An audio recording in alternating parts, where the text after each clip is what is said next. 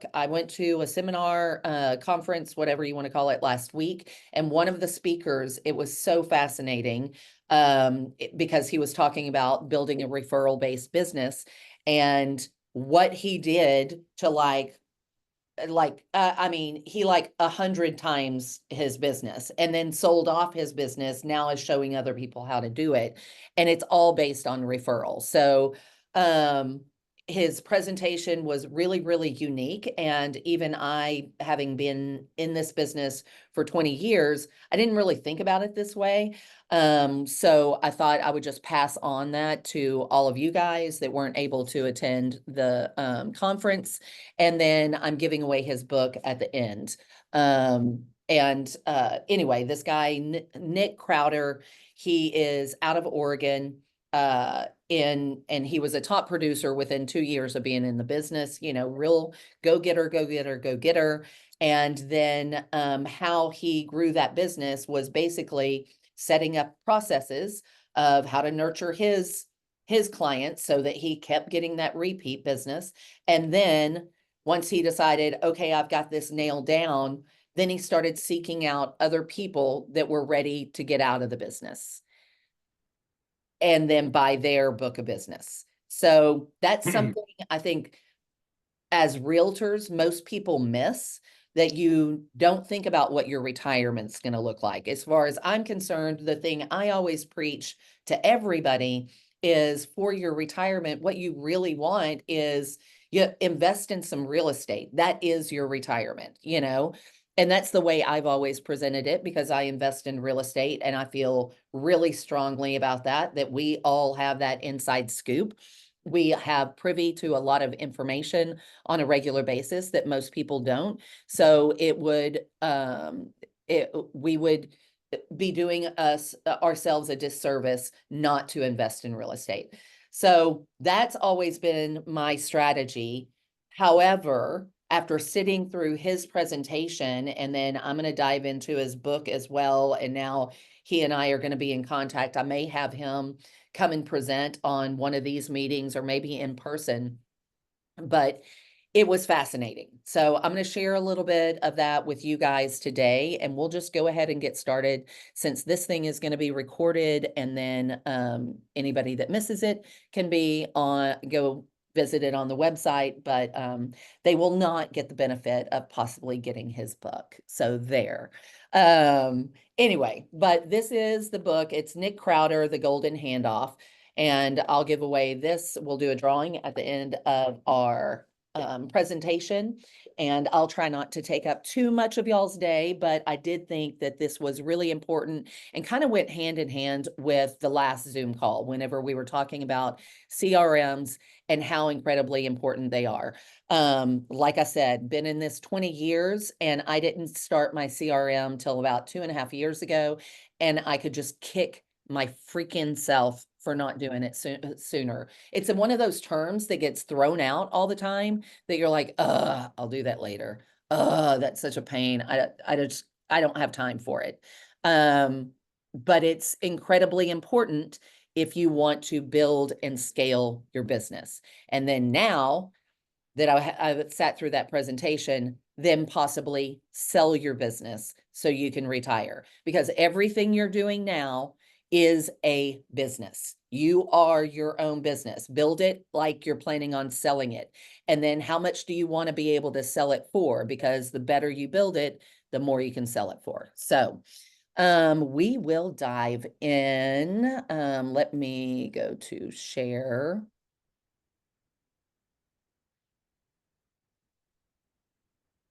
And get this all.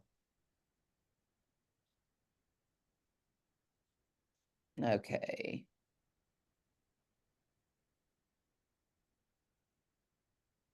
There we go.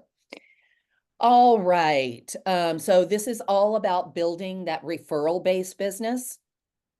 And like I said, I felt like this was really, really important. I've always felt like it's important, but there's a lot of things that we miss along the way, right? I don't care how long you've been in the business. If you're not being intentional with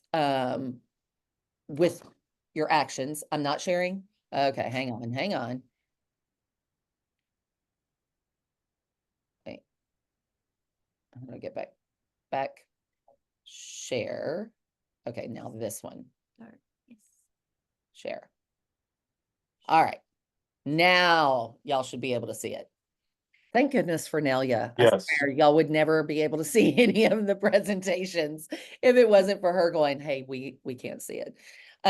Anyway, so this is all about your referral-based business and how to set it up, and then what to do once you set this up, you know, what we're trying to do. And again, if you want, what is going on? Hang on.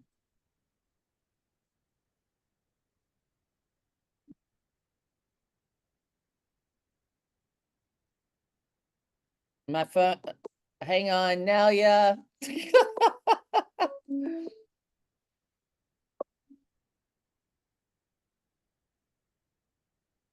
Somebody, I think, is trying to dial in, and I couldn't get back to the wider Zoom. Go to the corner. I don't know how to see where somebody was trying to dial in. Participants. Well, it doesn't look like it. Okay, well, it was just ringing, but my phone wasn't ringing, so you know what I'm saying? Yeah, it doesn't look like. Okay. All right, well then we'll just get back to the meeting. Wait, doop. And then, okay, no.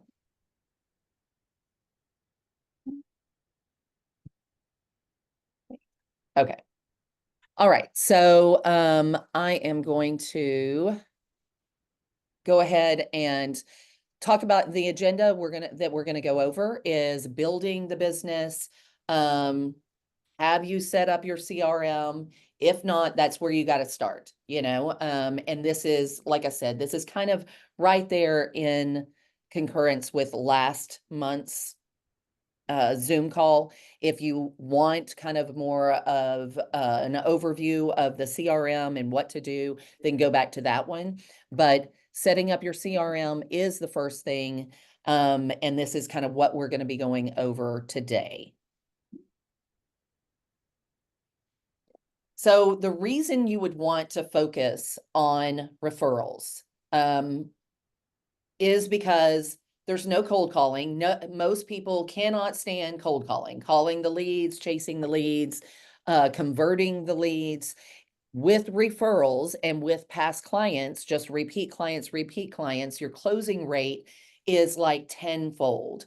And then if you are nurturing and loving on those past clients on a regular basis, you're building up those relationships, which only makes you more front of mind, right? Front of mind for your client to refer you to somebody else, because now you're right there. You're the first person they always think of. They don't have to rack their brain. They don't have to go, well, I haven't heard from him in 6 months, you know, or I haven't heard from him in a year. So when you're setting up your CRM, if you're just now setting it up, start with, okay, who were my clients this last year? Let's, even if there's just 5. All right, these 5 are going to be on my regular, I am going to touch them at least once a month, whether that's an email, it's a text, it's a phone call, whatever your system that you start to put in place is, I'm going to touch them.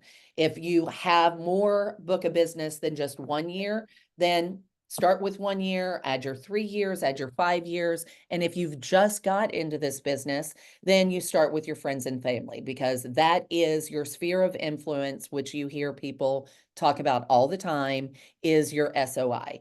The SOI is the people that you start touching on a regular basis because they're going to be your biggest advocates and they might refer you some business. So you'll be able to see who responds, who's getting back to you, who said, hey, I thought of you the other day and passed on your name. Then you want to make sure you put that in your notes because that's somebody that you need to reach out to more often because they are actively sending business to you. So this is where you need to start. I cannot emphasize that enough. Some of the statistics, just so that you have them here, is the follow-up frequency. 44% of agents stop following up after the first no. And when we come into referrals, like after the first, there is no response, then you just drop off. So almost half of us just stop communication if we don't hear back, or if it wasn't like a super great conversation, or if we know somebody didn't open up our email or they didn't respond to our text, then you never text them again. You never get in touch with them again. 22 stop after the second. And so only 25% of us, only a quarter of us actually follow up after that, after 2 contacts. So literally you're already in the top 25% of your colleagues if you are following up with your database, more than 2 times a year, more than 2 times, period. I mean, your conversion rate gets higher, especially whenever you're talking about referrals. When you're talking about this statistic here is specifically for cold leads, but if you're doing follow-up leads, and it is a referral or it's somebody that you've done business with, before, somebody that then it increases substantially. So what do you do currently besides the closing gift and the follow-up? So one of the things that I like to do is I definitely always, some people don't believe in the closing gift. Your gift was, I was able to either sell your home or I was able to get you in the home. Either or, I got you through all the hurdles. We got to the finish line. You're welcome. But I do find just something, anything, and try to listen and ask those questions along the way, because sometimes giving a bottle of champagne or giving, wine or something like that is not the gift you want to give, because what if they're recovering alcoholics? What if their main concern is they have a garden that they love to keep up with, or they have certain special interests. So maybe you do that. Maybe it's a golfing couple. So try to make something that has some thought into it and that is specific to that client. So they know that you're listening, they know that you care about what they want, and it's not just, this is my cookie cutter that I give everybody at closing. If you have a spectacular closing gift that you absolutely love and you get rave reviews from, then by all means use that. But I'm just saying, like, try to make it thoughtful and unique to that specific client.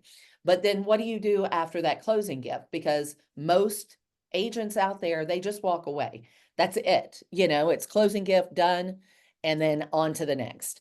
Well, what I like to do with a lot of my clients is follow up, especially depending on the time of the year, is follow up with what to expect now that you're in your own house. If something goes wrong and you have a homeowner's policy, homeowner's, warranty, this is when you call them. Make sure you use their contractors, because if you use somebody outside of their contractor list, then they may not cover it. So there's certain nuances as far as the home warranty, or maybe it's, hey, did you know this opened up in your neighborhood? It's just giving them some thoughtful information when it comes to their new home, their new neighborhood, or their new city. Whatever the case may be, but it's one of those things that you definitely want to do that follow-up. One of them I really like to do, that is, if it's anywhere in the past year, like we're kind of getting to that right now, is make sure that they have information on protesting, homesteading their property. that they do not have to pay for it. Do not pay for it. You're going to get a ton of stuff in the mail. Do not pay for it. Here's what you do. Here's the website. Here's what you do. Go on there and homestead your property.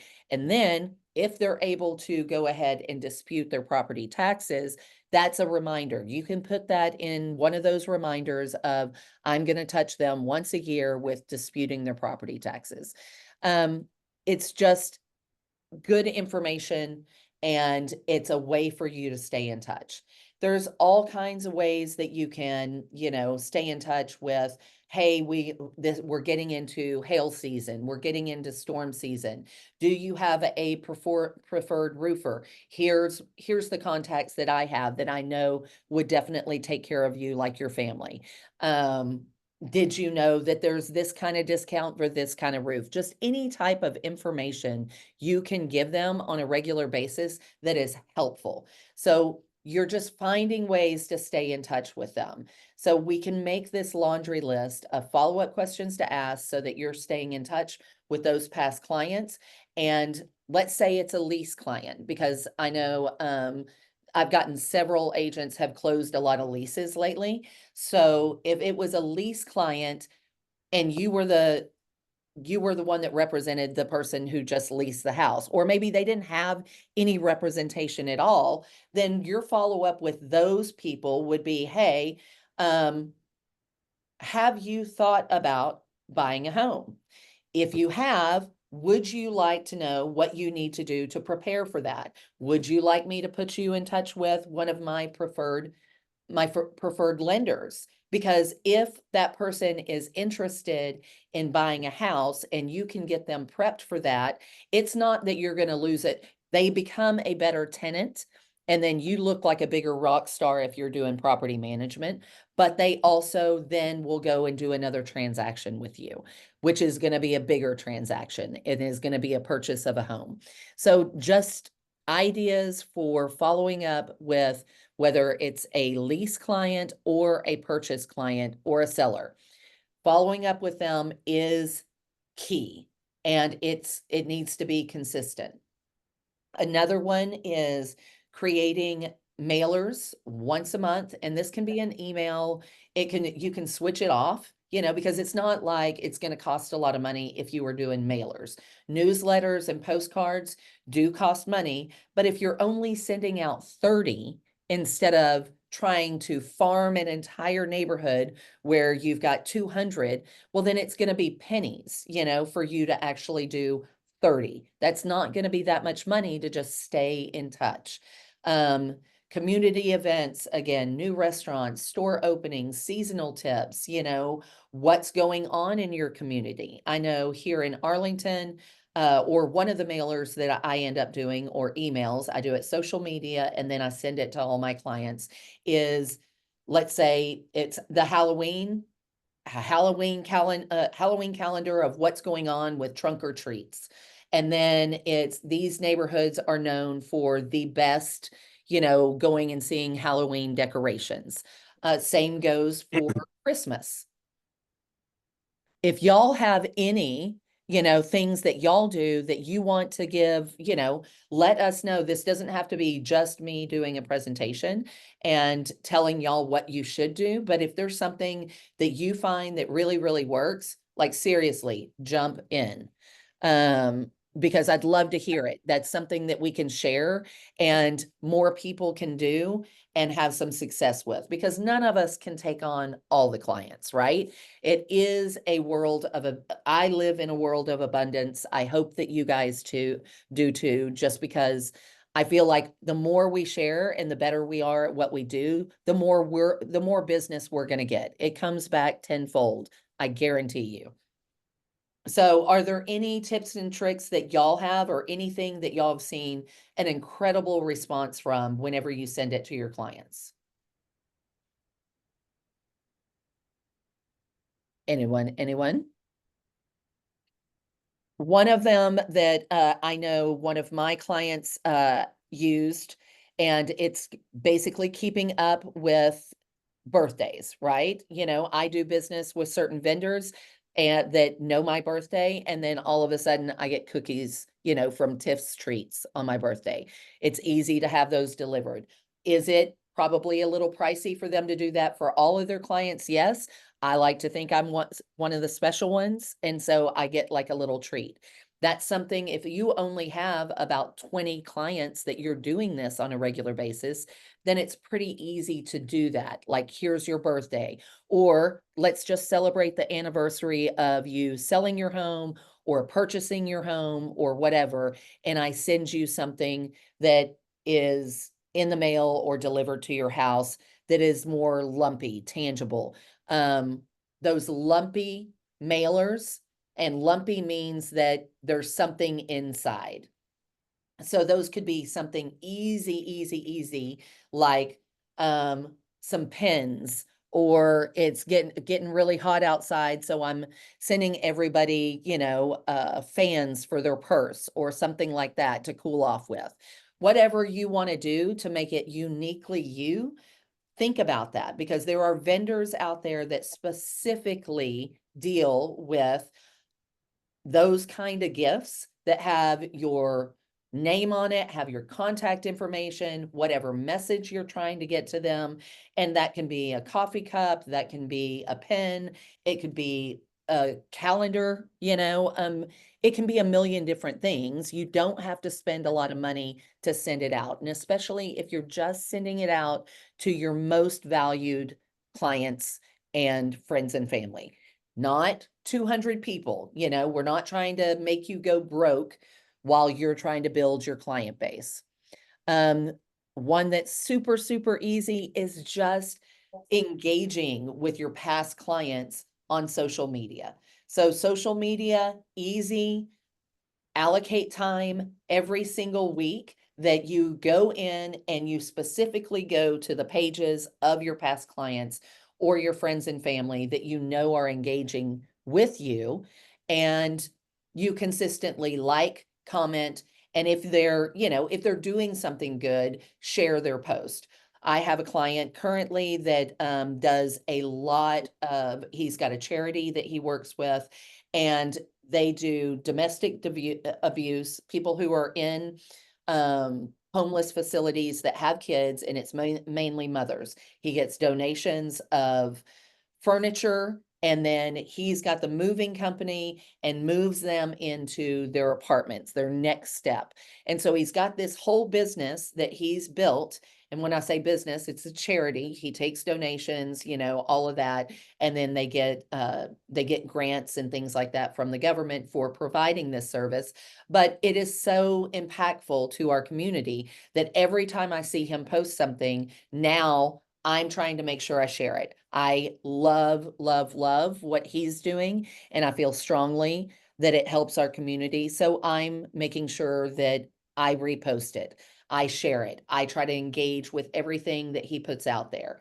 So showing that genuine interest and staying visible on their feeds. And I don't just do that because he's a past client. I do that because I genuinely believe in what he's doing. But that's just a small example of what we can do to stay engaged with our clients. That doesn't take any time at all. That's 5 minutes, maybe once a week. The regular calls, I know a lot of us are like, what do you say? I mean, what do you want to say to somebody if I'm just calling them up out of the blue? What if I'm trying to re-engage? The re-engage, I can give y'all a script or we'll attach it on the website, but re-engage scripts can be super easy of, you know what? I just wanted to call, you were on my mind. I just drove through your neighborhood, whether you did or not. I just drove through your neighborhood and I have been so remiss. I hope you can forgive me. I have been meaning to reach back out to you and just see how it's going. Do you love your neighbors? How's your kid doing in the new school district? How's blah, blah, blah. I just wanted to reach out and say you had been on my mind and just see how it's all working out. And who knows what comes from that conversation. But also in that conversation, letting them know, I'm going to be better about staying in touch with you. I've been really remiss. I literally just had a dinner last night with a friend, but also past client that I hadn't seen in a year and a half, have not seen in person in a year and a half. And I had reached out to her 2 weeks ago and I was like, look, you and I communicate, through Facebook more these days, but I haven't seen you in forever. I really want to catch up. And I'm trying to make sure that I've been swamped by business. It has eaten my lunch for 3 years straight. And I have been terrible about keeping in touch with the people I care about. So can you go to lunch or dinner at such and such time? So we caught up yesterday. It was awesome, learned about her business. I'm going to help promote that, blah, blah, blah. But I mean, nobody that you've done business with that you helped is going to go, I don't want to stay in touch with you, especially if you're just there talking to them about them. You're not trying to sell them anything or, hey, well, are you ready to sell yet? Or are you looking to buy yet? Or have you ever thought about real estate investing? That's not what that phone call is about. That phone call is about them. And everybody's favorite subject is themselves. So it will not be hard to get them to open up and start communicating about that. And take note, definitely take note. You want to make sure that you're putting as much information into your CRM about each and every client, because the more information you have in your CRM, the more you don't have to store in your brain. You can call them up and you can go, oh my gosh, how is Chloe doing? I see that she's about to graduate college, blah, blah, blah. How's that experience been? Did she just love that college? You didn't have to remember that because it's in your notes, right? And this is going to be super, super important later on when we get to the end of this presentation, because then we're talking about what if you go to sell. Client appreciation. Now, this is something I've been terrible about, and I am willing to start doing this as a brokerage, that we do client appreciation events, whether that's a yearly trunk or treat, whether that's a barbecue, we're doing an ice cream party at, our favorite ice cream shop, or at a park, or with a food truck, brunch coffee meetups. I am going to start doing some weekend come and learn type of things. Let's educate you on what you can do, for your house, because that goes in conjunction with the construction stuff that I'm doing. But I'll put that out there. And if you want to invite your clients to it and then show up, and it just shows them that you care about them, their future, and their wealth, that's something that we can all collaborate on and start brainstorming. What do we want to do each year? Do we want to collaborate and make it a brokerage wide client appreciation? Or maybe you're just going to do your individual. And there's nothing wrong with just doing individual, but it might be easier if we put it as a brokerage wide event and start there. The CRM and tracking and clients' notes, that's what I just talked about. That's the family names, birthdays, anniversaries, milestones. Is the more information you put in there, the more valuable your CRM is, not only to you and your business and those relationships, but to whatever you're thinking about doing later on with your business, and staying memorable by remembering their details. Because again, everybody's favorite subject is themselves. So if you can remember those details, you are leaps and bounds above everybody else. So again, the social interaction. I know that a lot of RE/MAX agents around Thanksgiving, they send out a mailer to everybody. They make phone calls. They send out emails to all past clients. Do you like pecan, apple, or pumpkin? And then they go and deliver pecan, apple, or pumpkin pies to all of their clients or most important people in their sphere. Obviously, if you've got 200 clients, I'm not talking about buying 200 pies, yes, that would be a hefty, purchase. However, if your client, friends, and family list is just 10, 20, or 30 people, you might want to consider this. because it's a big impact, right? It's showing up, it's in person, it's bringing a gift, I know a lot of them try to make it, then it's a photo moment and then you're putting it back out there in social media, so it works both ways. Sometimes that's a little too much to my own horn type of thing, but it also works. The more that's out there, the more people remember you. So that all of this to say is to get back to what is the end game. What we never ever hear of in every other industry out there, whether you're an attorney or, you just work for somebody, you're in the nursing industry, you're a teacher, you're, a whatever it is, you never hear of anybody throwing a realtor retirement party. But you always see it all over, hey, retirement party. Maybe you've been invited to a retirement party recently. Why don't realtors do this? Well, the reason why is we don't want our clients knowing that we're disappearing. We don't want our clients knowing, because in fact, there is no plan in place for realtors to retire. Nobody's being taught how to retire out of this industry. It's I'll keep taking clients until I can't take any clients anymore. That's not a plan. That is not a plan. So what we need to do is figure out what you want to do for more referral business. Do you want to retire? Do you want to find somebody who does want to retire? Because that's a whole nother business model. If you're trying to get more business, well, then there are people out there that want to retire and don't know how. And then how do you vet a buyer who wants your referral business? There's several ways to look at this depending on where you are in your business.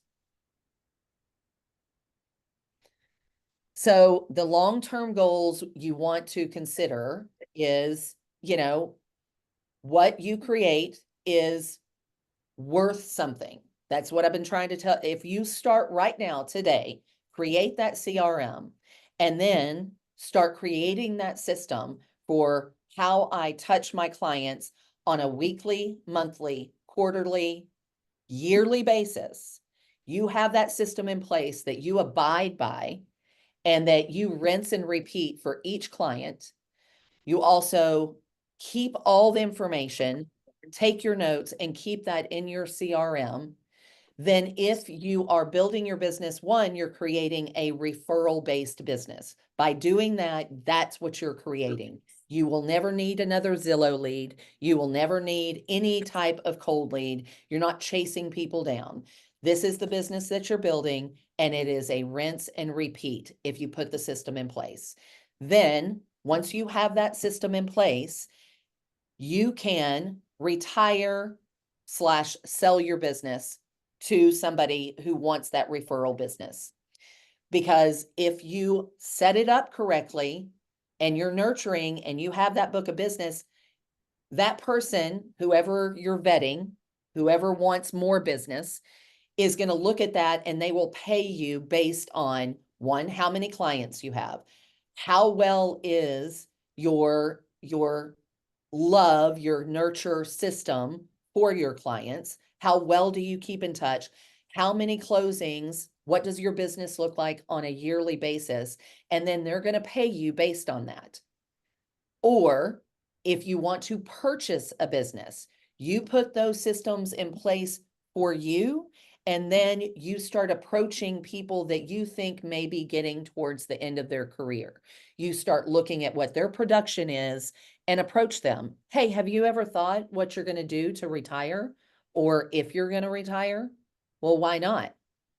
Because I guarantee you, if I am just now in 20 years, just now hearing, oh, wow, retirement, like setting it up for retirement as a realtor, well, of course, that makes perfect sense, right? That makes, it's not reinventing the wheel. You have got a book of business. And if you have systems in place so that that is mostly repeat business and all somebody has to do is to come in and continue to love on your clients the same way you did, and then you can reap the rewards. Are you kidding me? That's a no-brainer.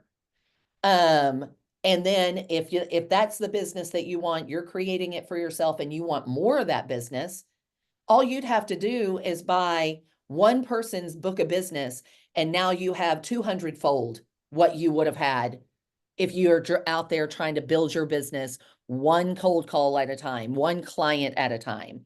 Like within a year, you buying somebody else's business, you just doubled yours. Are you freaking kidding me? But nobody's going to sell you that business unless you already have these processes in place, unless you can already prove that this is what I do for my clients. How do you do yours? I can implement these things. I'd probably not do this. Would you be willing to sell it to me? So this is a concept that works, and it's something that no matter where you are in your business is beneficial. But it takes action, and it takes action today. So the CRM, absolutely so important. I cannot say it enough. Google, Facebook, Instagram, everybody wants your data. Everybody. Data is valuable, and everybody knows that now. So the more data you have on each and every one of your clients, the more valuable that book of business is, not just for you, but for the long term, if you plan on selling it. And if you're at the beginning of your business, you should still be looking at what it looks like long term. What does it look like at the end if I decide to get out of this business, if I decide to retire? Because that's the way you want to build it, is for that end game.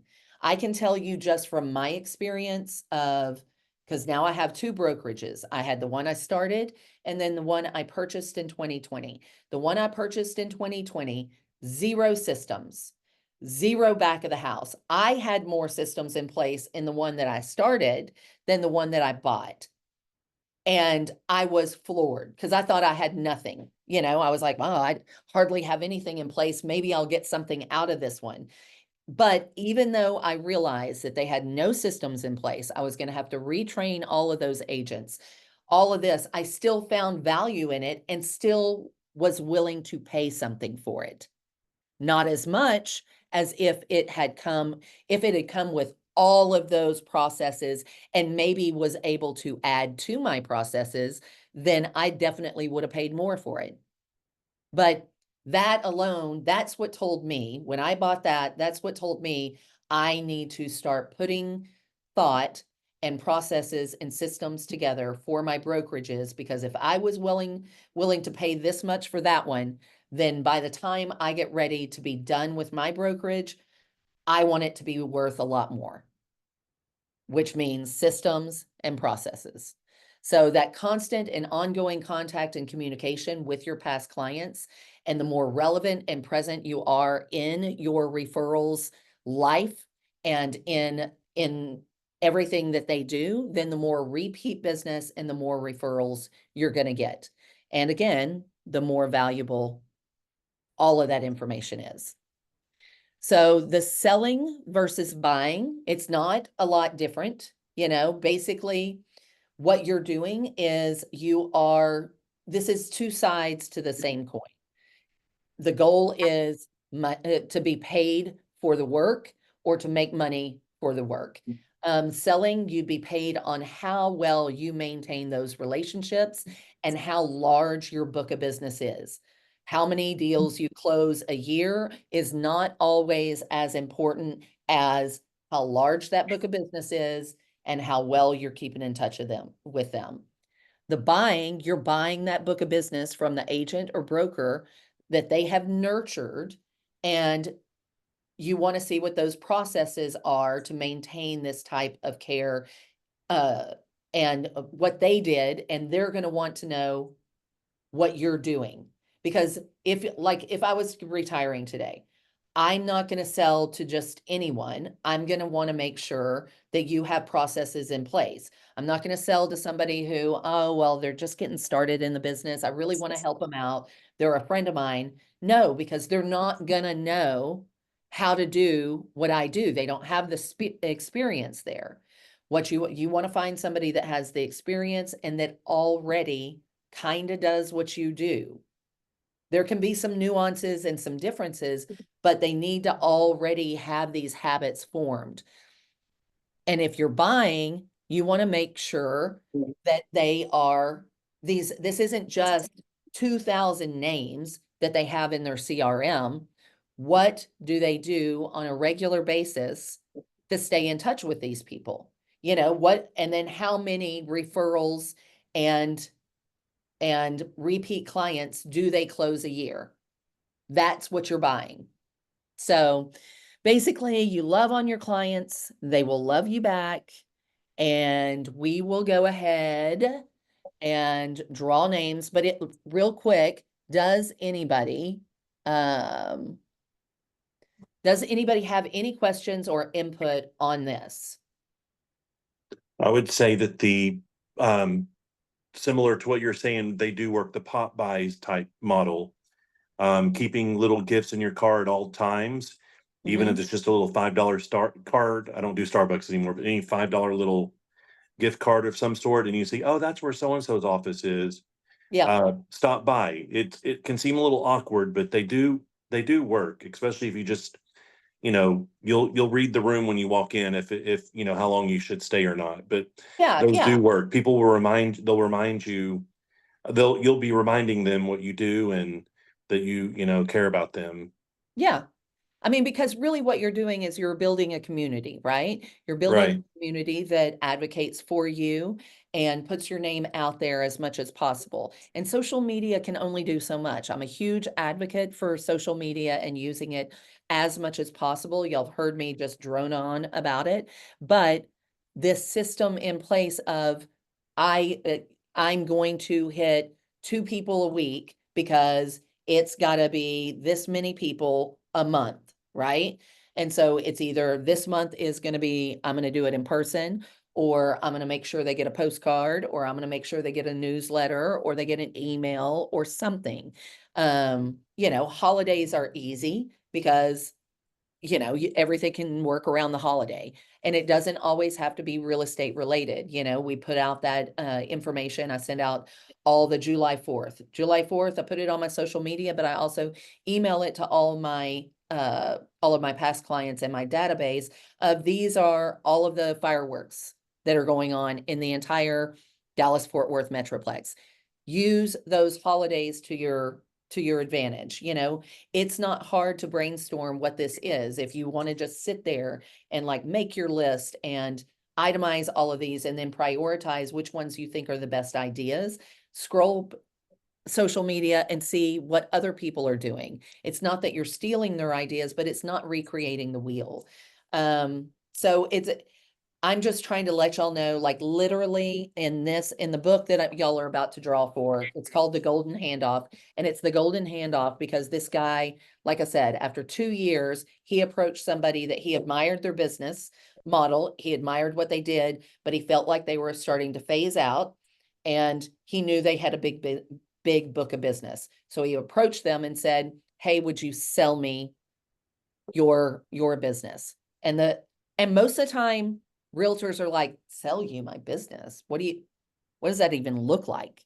I don't even know what to charge, blah, blah, blah. This is a sell the business, and it's off of the production, and it's over a period of years. It starts at this much, it starts, here, and they get basically a larger chunk of referral fee in that first year, and then the second year, a little less. Third year, fourth year, drag it out as much as you want. I think it really depends on how well they have that book of business, but you can either approach somebody to tenfold your business and take that on, or you're thinking about how you want to build your business so you can sell it to somebody else later on. It really is a no-brainer. And then, like I said, he built this, and then this guy is also building a platform that should be out sometime in 2025, and I'll keep y'all posted, but he is building a platform to where anonymously. If you want to retire, you can go ahead and say, I'm looking to retire. This is my book of business. This is how many transactions I do a year. This is how many people in my CRM, and I'm located here. And then he is doing a certification for people who are interested in buying. And then trying to be somewhat of a matchmaker so that you can connect with people that want to buy and people that are ready to retire. So I think it is a fabulous idea I mean, the platform in itself is genius, but I wish that more of us structured our business thinking about what our end game is, because we would be more intentional with how we build it. So